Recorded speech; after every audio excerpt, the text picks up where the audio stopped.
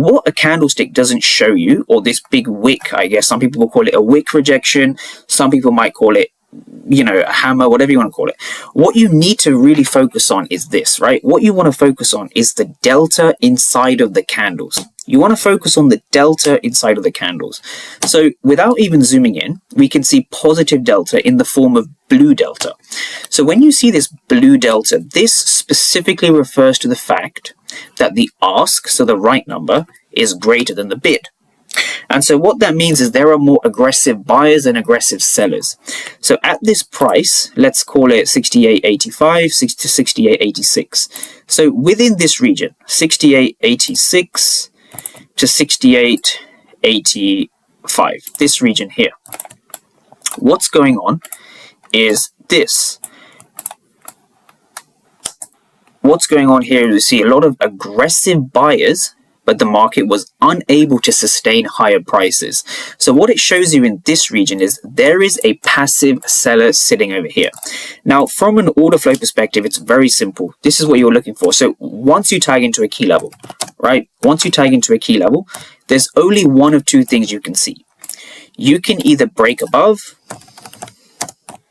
right? Let's write that down. You can either break above or you can break below.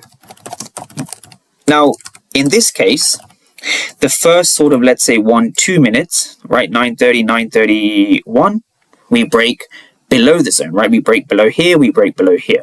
Now, you can either break above with sellers, and this is where the order flow becomes important, right? Aggressive sellers.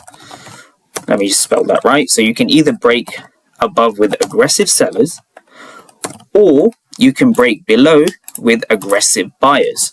And notice how it's sort of the opposite here. So what we're looking at is if you break above, you're actually looking for sellers, right? And if you break below, you're actually looking for buyers. And this is the whole concept of order flow. This is how order flow works. When you break below a zone and you see these aggressive buyers, right? What that means is that these aggressive buyers have been unsuccessful, right? We call this a buyer absorption, and principally this is the only reason a fair value gap or an opening range breakout is going to hold. Once you come into your level, do you break above or do you break below? So this is sort of the mini framework that I have in my brain that I want to sort of pass to everyone. Once you come into a key level, do we break above or do we break below? Okay, the first 5 or the first 2 minutes we break below the zone. Now we see that with aggressive buyers being present. So this is what the order flow, this is the power of order flow. So once we've tagged into a key level, we want to see what the first 2, 3, and ideally